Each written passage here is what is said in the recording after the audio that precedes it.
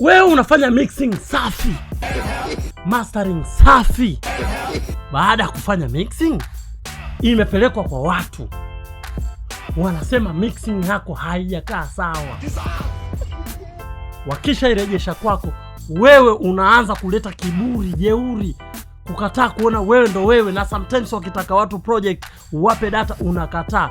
Wewe acha ujinga, acha ujinga, acha ujinga.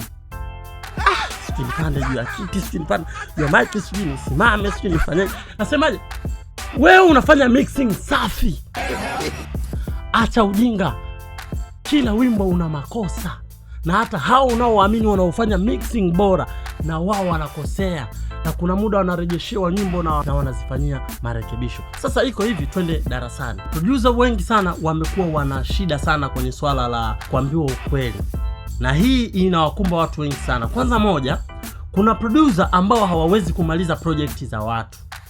Msanii anakuja kufanya kazi kwako akikuamini, lakini wewe kufanya final ya ile wimbo inakuwa ni shida sana. Na hii inatokana ni kwa sababu wewe producer haujiamini. Kwa nini usijiamini? Fanya kazi kwa kujiamini. Lakini pia kuna producer wenye viburi. Kuna producer ambaye ukimueleza ukweli, yeye anajiona yeye ndio yeye kwenye swala la muziki. Jamani, muziki ni mpana sana.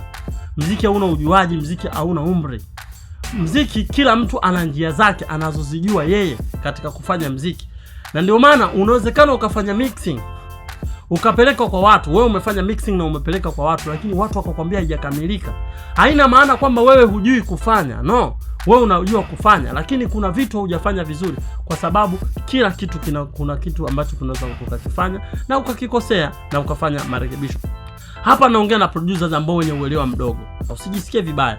Hii itakujenga sana na itakufanya unakuwa mzuri sana. Hakikisha unafanya kile ambacho kipo sahihi na kuangalia yale makosa ambayo unapewa, unaainisha and then unasikiza mwenyewe. Je, kweli hiki kitu nilichoambiwa ni ukweli? Labda wewe voko zako zinasikika kama kwenye mtungi. Mtu anaweza akakwambia bwana, voko zako zinasikika kwenye mtungi. Badala wewe kuchukua ile kwamba ni challenges ambayo inaweza ikakusaidia kutatua kwamba ufanye nini ili uweze kutatua ile tatizo, badala yake unakasirika na kununa. Hiyo sio nzuri sana.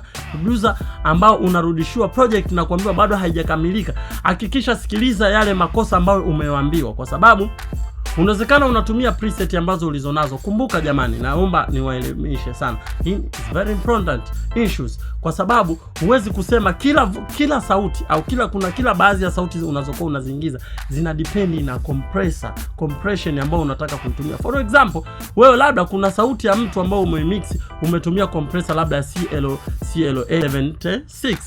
Alafu kaja mtu wa hip hop ukataka kutumia ile preset ambayo ina hiyo compressor au ina EQ hizo ambavyo ulivyoset preset zako, hii itakuwa iko tofauti na haitokusaidia sana. Unachotakiwa fanya ufembuzi wa frequency tofauti. Angalia, je, compression ambayo wewe unaoifanya ni dB ngapi ambazo unawezekana mimi nikaziselect. Labda kwenye threshold natakiwa niongeze nini, au ukienda kwenye release au kwenye ku-attack mimi natakiwa nipunguze nini au niongeze nini. Nikienda labda kwenye ratio inatakiwa nifanye nini kwenye compressor, instead of kukariri kwamba kusema mimi kwenye compressor yangu nitaweka kitu fulani. The same hivyo kwenye reverb, unachotakiwa kuzifanya, fanya hesabu za reverb. Ndio maana nikakwambia kujua hesabu za reverb is better, because kila wimbo una tempo yake. Kutakuta kuna wimbo una 80, kuna wimbo una 90, una 120, 100 na ngapi. Kwa hiyo kama utakuwa umekariri kwenye preset zako kwamba kwenye reverb yako tayari umeshaweka kwenye pre-delay tayari ipo tu labda ni 67,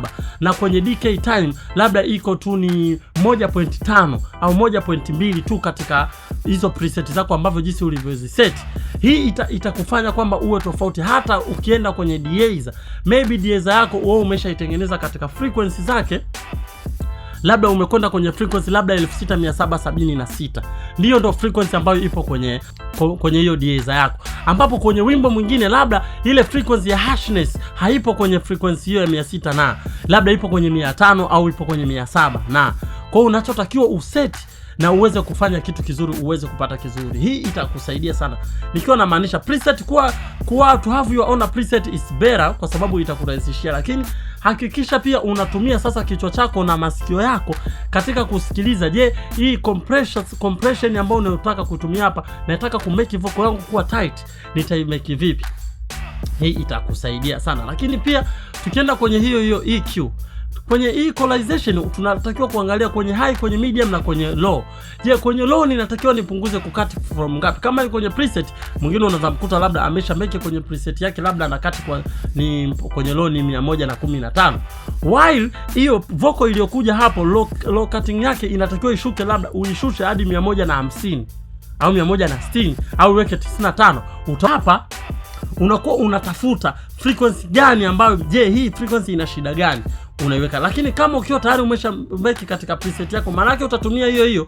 Ukija kwenye wimbo mwingine ndio umeshampa mtu, anakuambia hauko sawa, kwa sababu kuna frequency ambazo umeziondoa labda zilikuwa zinahitajika kuwepo, na kuna frequency ambazo umezoziweka ambazo hazikuwa zinahitajika. Hiyo ni mbaya sana. So lakini pia kumbuka, kwenye muziki, kwenye kila wimbo, katika beat, katika rhythm, kuna frequency ambazo zinazoendana, yani sauti yako inatakiwa iendane sambamba na frequency ambazo ziko kwenye beat, hususan labda kwenye vinanda. Labda kwenye beat kuna vinanda ambavyo vipo vina frequency aina fulani, ili viweze kumatch, hakikisha vinalingana katika frequency uliotumia kwenye vinanda na frequency ambayo unaotumia katika sauti yako ziwe sawa sawa. Usisahau kufanya side chain.